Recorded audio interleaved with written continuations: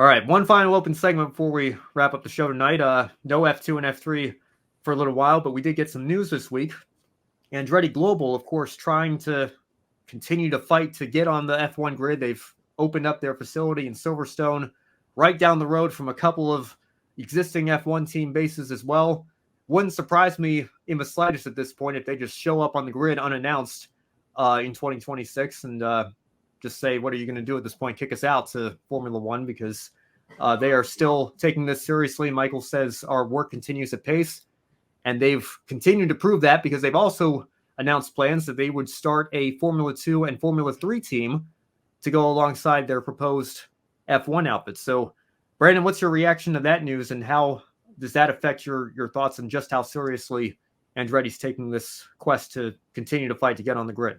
Well, I didn't need to be convinced anymore that they were serious about taking their place on the grid, but this would further solidify those already confident beliefs about Michael Andretti and Mario as the father of it all, and Andretti Global, and how they're like you said, they're, like it or not, Liberty Media and Formula One. What are you going to do? Here we come, 2026. That's the reset day. And that's cool to hear. They're already in Silverstone and, moving dirt, getting things ready. F2 and F3 programs, those are going to be critical. So at least if you get kicked out of the top spot, then maybe you can, maybe they'll say, okay, fine for F3 or F2, and you can start getting your footing in. But that is really good news for American Formula One fans. And this might be a very American way of going about it. Like it or not, we're coming in and we're going to be a part of this, and hopefully stand up to a series that does not want USA things besides money. Yeah, they're happy to take the money. They're happy to have 3 races here, maybe a 4th. They're talking about Chicago now, and NASCAR's been successful in their eyes. I'm sure they'd still love to get a race in the New York area, which they've tried several times. But yeah, they're happy to take American dollars. Are they happy to take American teams? I think that's the question that's being asked here. And the answer so far has been a resounding no, because every time Michael has met every objective, the goalposts have been moved once again.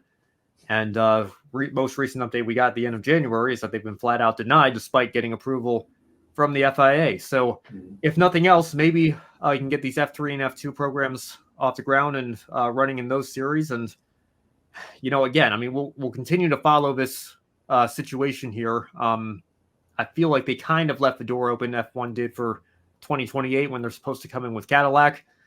But our friend Jackson also put in our group chat this weekend that there are some rumors that the F1 teams, the 10 existing teams with the Concord agreement, they're trying to add a clause to the next Concord agreement that F1 would have a 10-team limit, which I would be very staunchly opposed to, because that, of course, just doesn't shut out Andretti. That would shut out anybody. Although, as we've been saying, if the Andretti name, with how seriously they are continuing to prove that they are about this, cannot get on the grid, I don't know how anybody else can. But you would still have a hard limit there at 10 teams when, as recently as 2016, we had 11. As recently as, 2012, we had 12 teams on the grid on 24 cars. They say that that's, the limit that they'd be willing to go to now. And yet we have an eager offer to join the grid with Andretti, and they continue to say no. Yeah, that's just, again, it's just that country club type of mentality. We're here first. We don't want you here because we don't like you. It has small town vibes too, coming from a small town, little cliques and things like that are here and there. It feels oddly like that, but on a much grander level and with a lot more dollars put into it.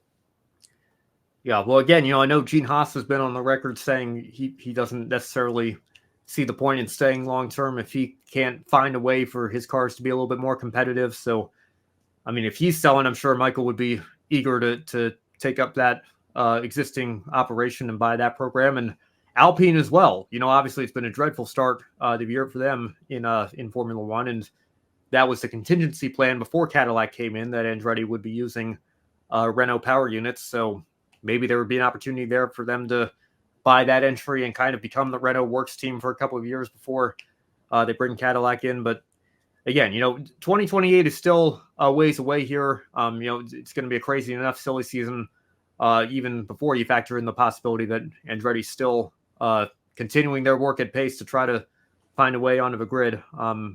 It's going to be very interesting to see how it all plays out. But some welcome news this week that they are, again, quite serious about this.